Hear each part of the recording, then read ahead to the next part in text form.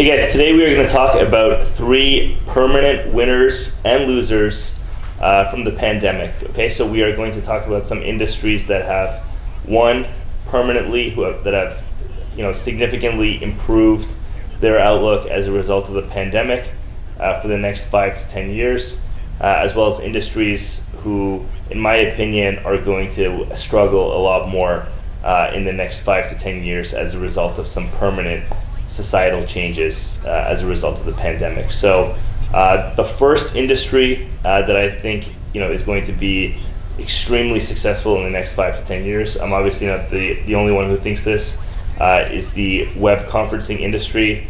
Obviously anyone who's been paying attention to the business world knows that Zoom video conferencing had one of the most successful years of any company in 2020. They were one company that was making nice strides over the last few years and really in 2020 became a mainstream company that everyone knows about. I remember last year, 2019, we were working with some vendors and for my own business, and we had some of them were using Uber Conference and some of them were using Zoom. And then it seemed like more and more shifted to Zoom towards like the middle and the end of 2019. So that was the first time I kind of saw this company as, okay, it seems like they're really winning whatever industry they're in. It seems like this is going to be the major player in this industry.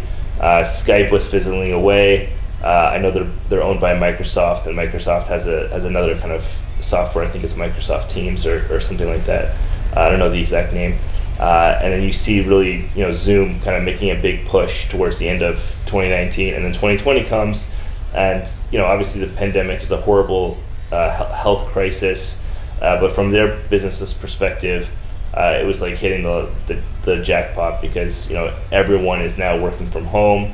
Companies quickly need an adaptable solution to working from home, and video conferencing and business web conferencing is really an industry that has benefited greatly, and Zoom was in good position to take advantage of that. Will Zoom be the leading player in this industry for the next 5 to 10 years? I don't know. It's not a platform that has, in my opinion, any sort of crazy technology that makes it very difficult to replicate, so there could be new products that come in with better features that end up taking over.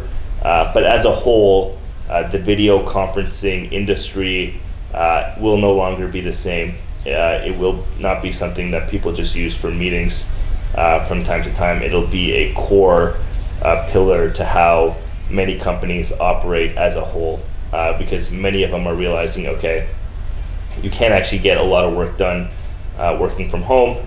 You can get a lot of work done working remotely, and that is going to be a game-changing realization for so many companies. I remember when I was working a regular job, I would speak to some guys in the finance industry who I was friends with. I wasn't in the finance industry, but I had some friends in the finance industry, and we were a little bit, in my company, we were a little bit ahead of the game.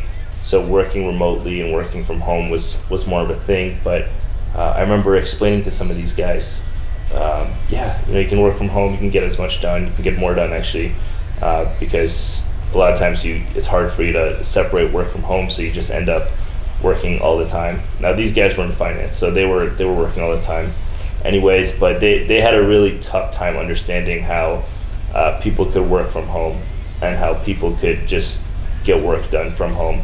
It didn't seem to register. This was back maybe in 2013, 2014.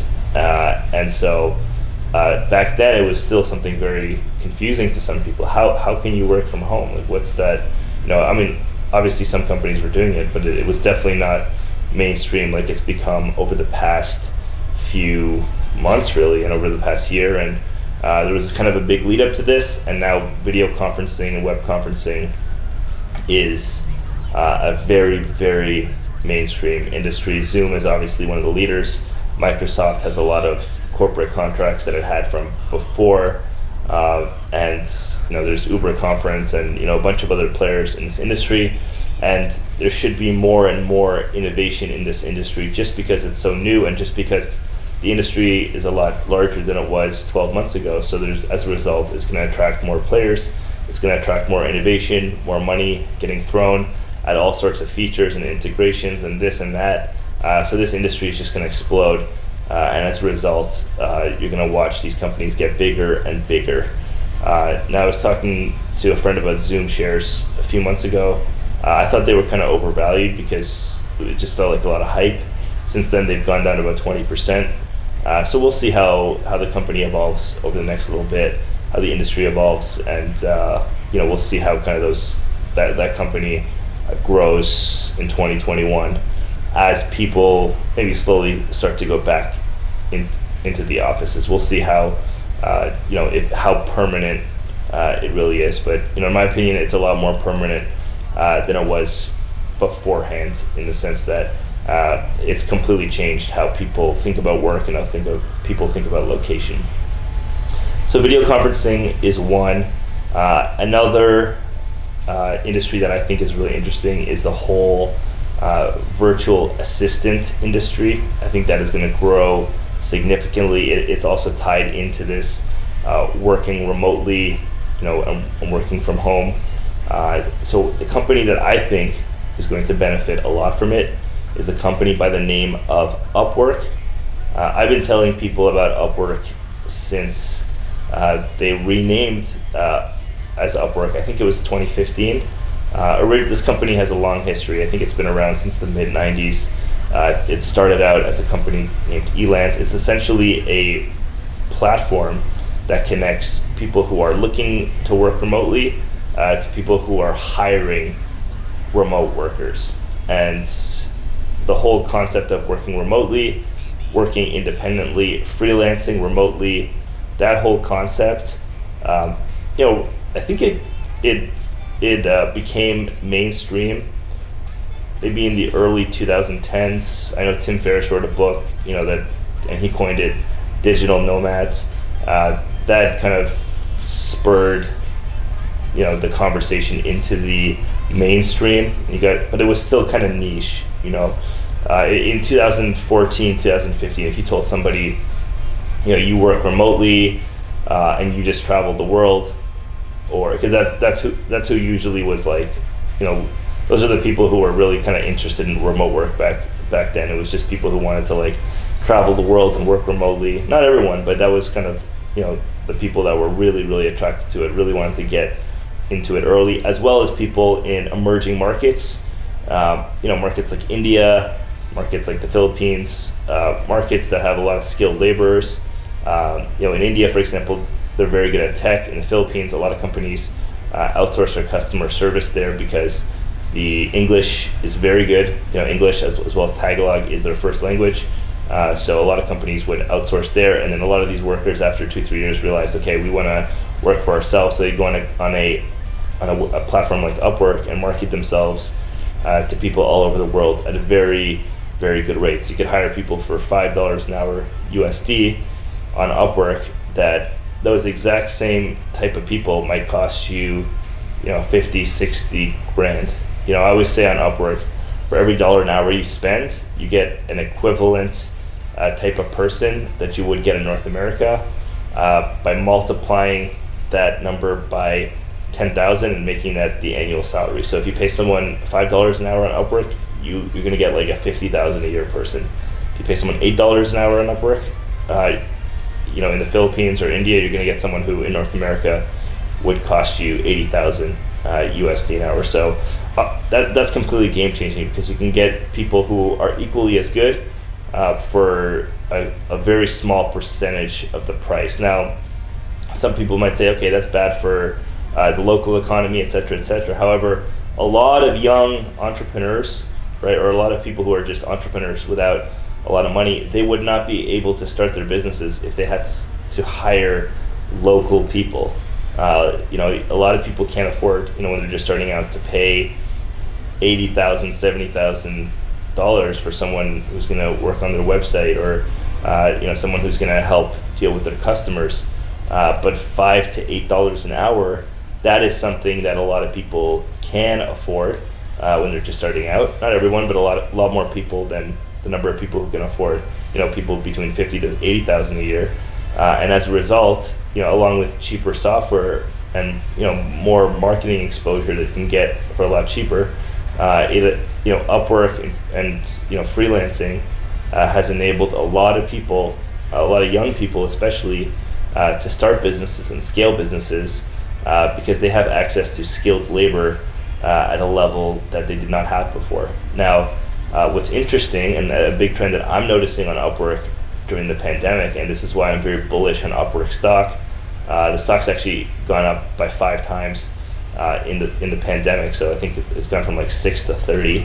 And the reason I'm bullish is because you are seeing a lot more people in that $20 to $50 an hour category signing up to Upwork and building their profiles on Upwork. And Upwork is a commission-based platform, and that means that a lot, if Upwork is having people on there that are $50 an hour, the commission they are earning on that is going to be a lot higher, 10 times higher than the commission they're earning on the $5 or $6 an hour people. I haven't actually freelanced on Upwork, so I don't know if the commission goes down at a certain level like it does on certain platforms, but regardless, it's going to be a way higher margin on those skilled people. Not skilled, but people who have, because there's a lot of skilled people at $5 to $8 an hour. It's just people with maybe certain expertise that's more rare, that build themselves out at more North American rates, and people actually are willing to pay,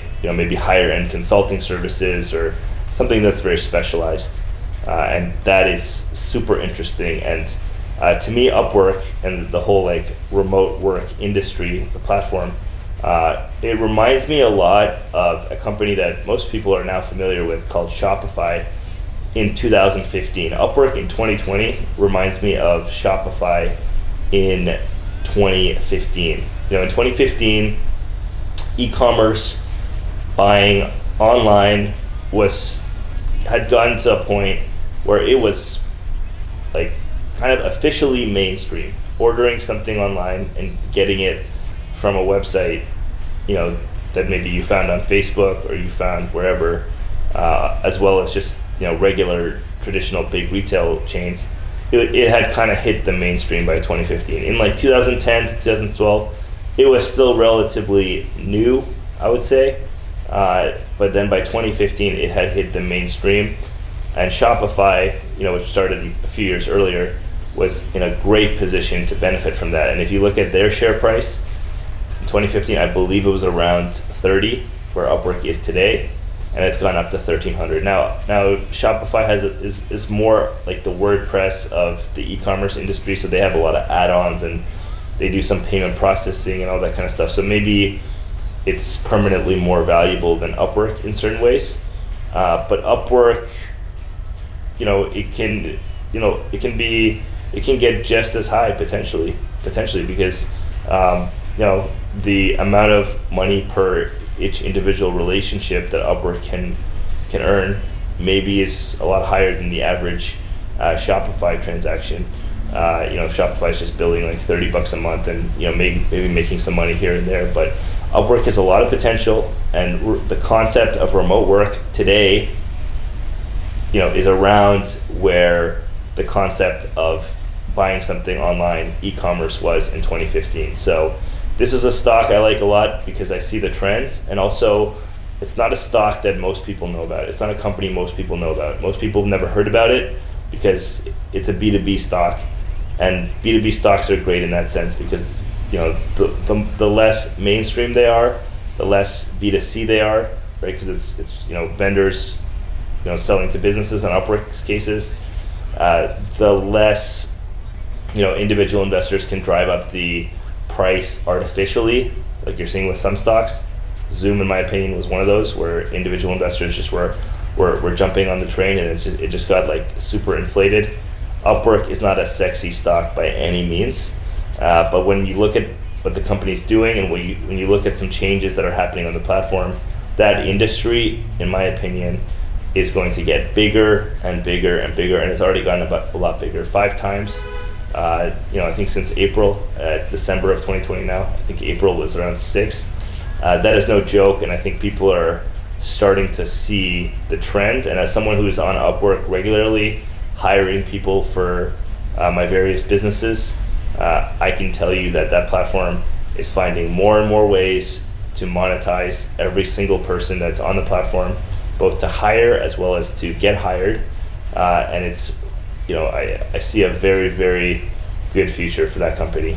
So I'd love to do a whole video on that company because I think it's so interesting, but that's all we'll say for now on that topic. So another industry that I think is going to just continue to explode is the internet-based phone industry. So a company that I'm seeing do really, really well and that I've known about for a while is RingCentral. I think they've doubled since the pandemic has started.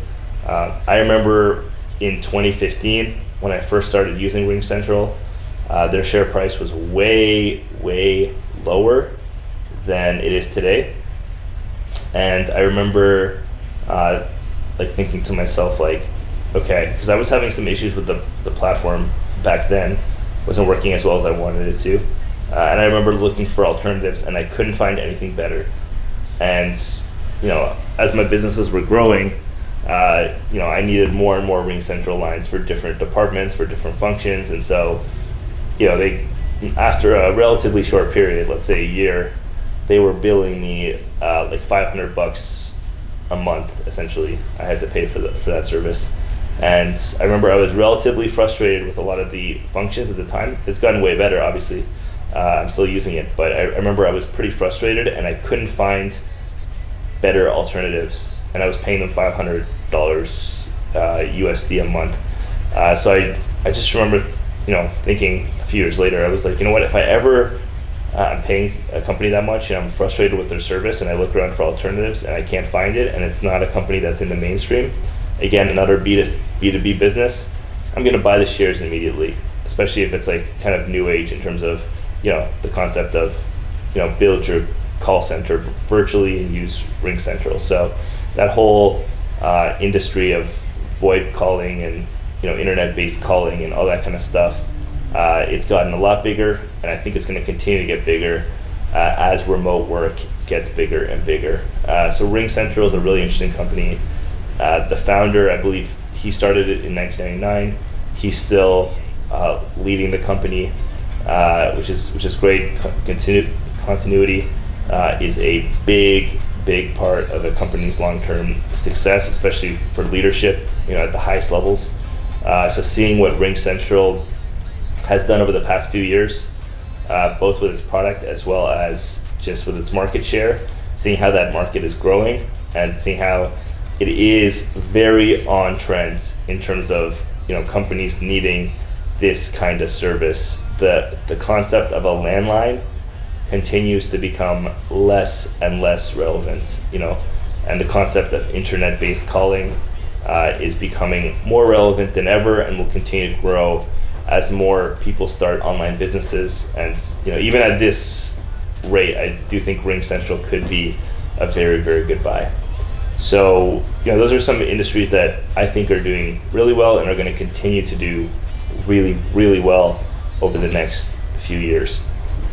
On the other end, there are some industries that have changed, and I don't think they're coming back the way that they used to. So number one, commercial real estate. Commercial real estate is in a complete frenzy right now. Offices are realizing they don't need the space that they thought they needed. Rent overhead is one of the biggest costs of any business, especially for businesses with downtown offices and whatnot.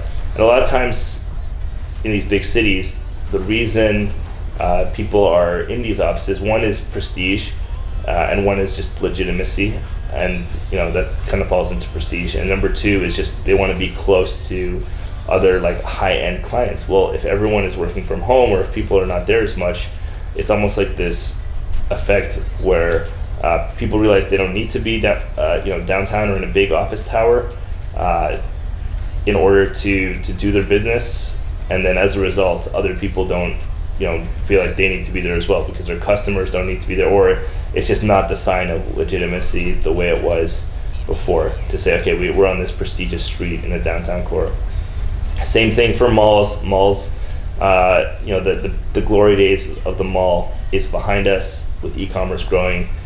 Same thing with anything bricks and mortar. It's just less and less valuable as more and more people do business online. So my opinion, a lot of these commercial office towers will start converting some of their floors to residential space because, in my opinion, that's just going to be where the trend is going to go.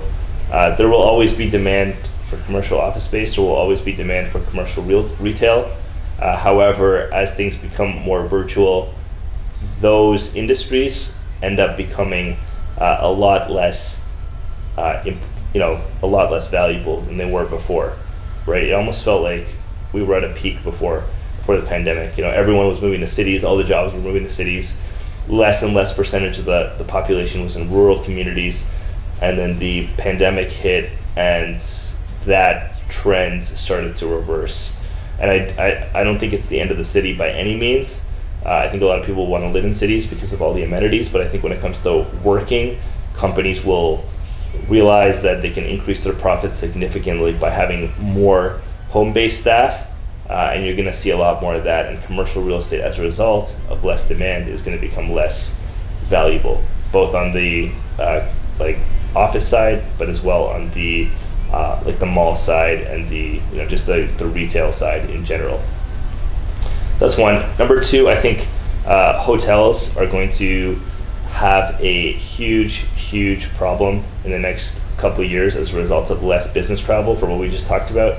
I don't think hotels are going to be able to sell these long contracts to companies, pretty much securing them space at like cheaper rates than the general public would get, and just kind of securing that recurring revenue from business travelers. I think I read somewhere that business travel is expected to drop, I think 30% permanently. Now we'll see. As companies grow, there will be more and more demand. So that 30% 5 years from now might just be what the amount was in 2019.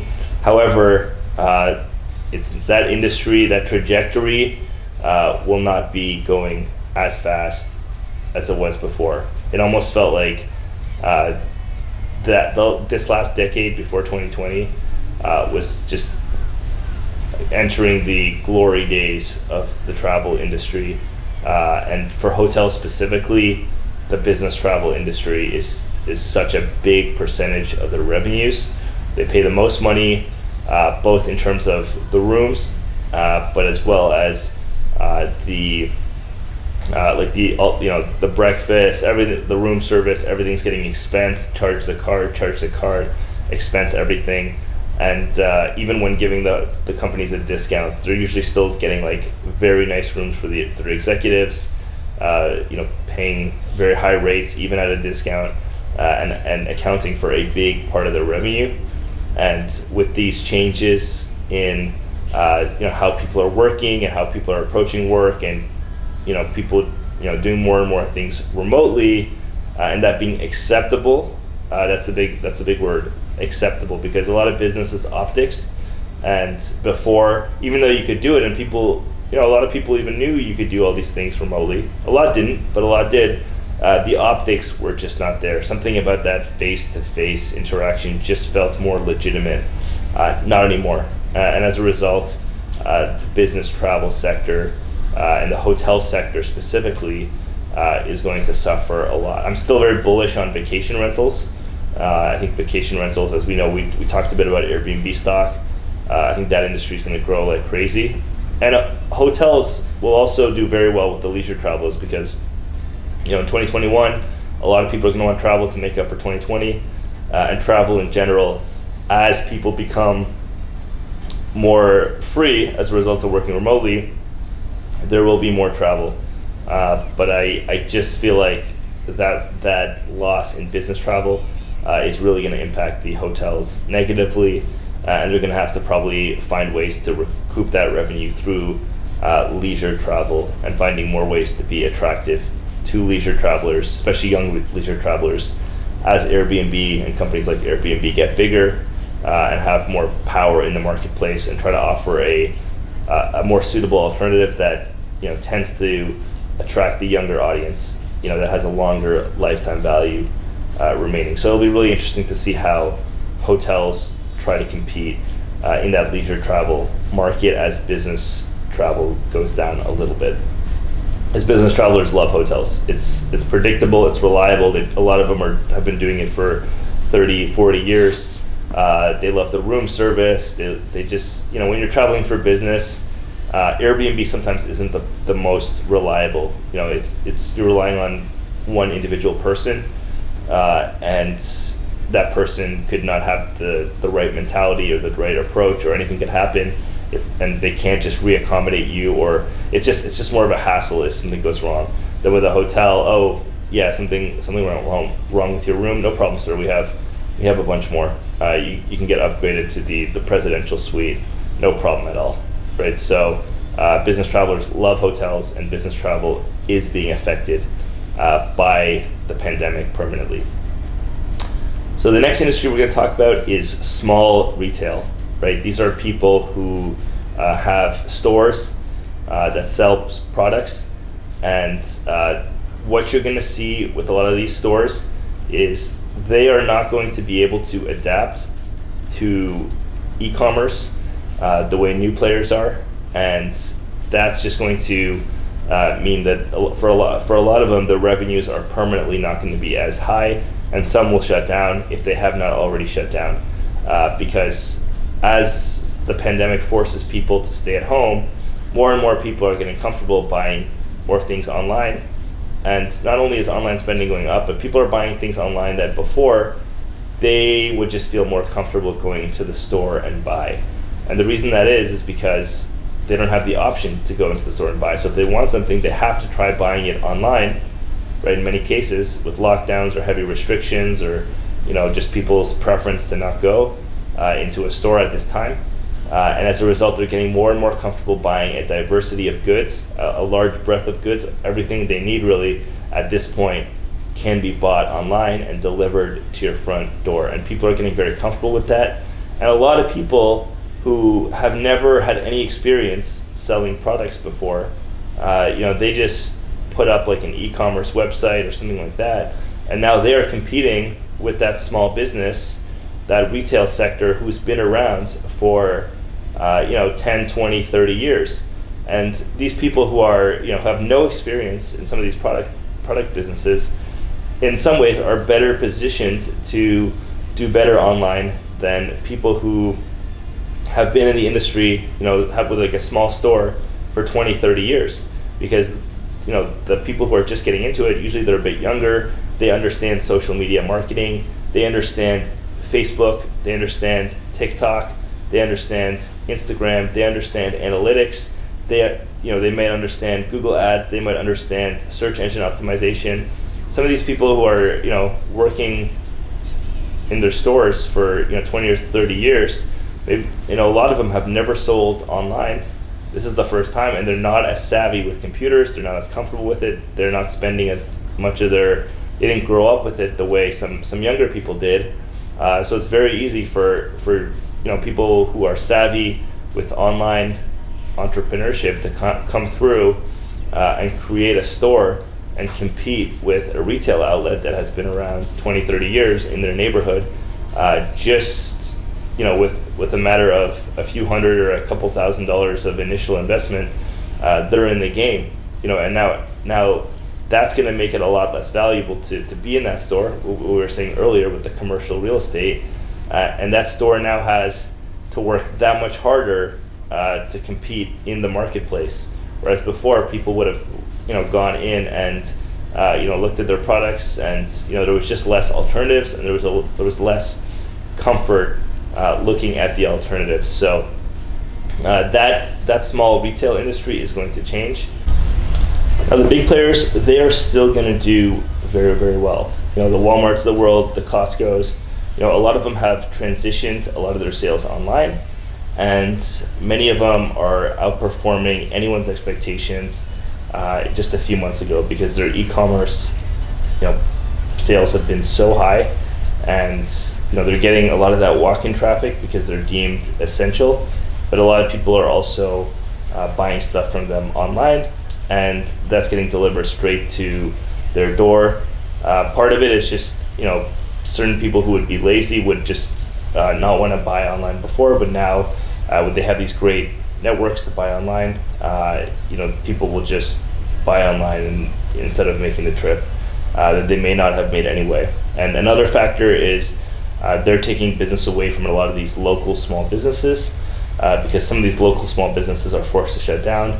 But the Costco's and Walmarts and the Targets of the world, they are deemed essential in many cases. So they're allowed to stay open, and they have the foot traffic, as I said, but also very well set up to do big business online. They have the money, they have the resources, they have the infrastructure, the distribution, everything they need to successfully have a e-commerce side to their business. They already have, and all these small players simply don't have that and don't know how to do that quickly enough.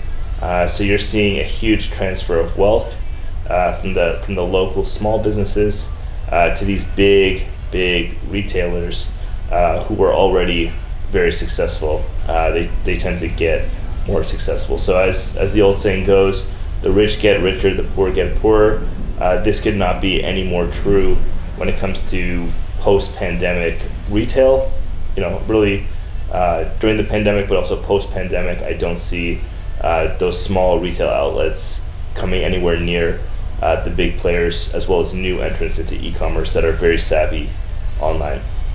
So that concludes our segment here in terms of 3 industries that we think are going to do really well in the next few years, and 3 industries that, as a result of the pandemic, are simply going to have trouble replacing some of the revenue that has gotten lost. So give us your thoughts in the comments below.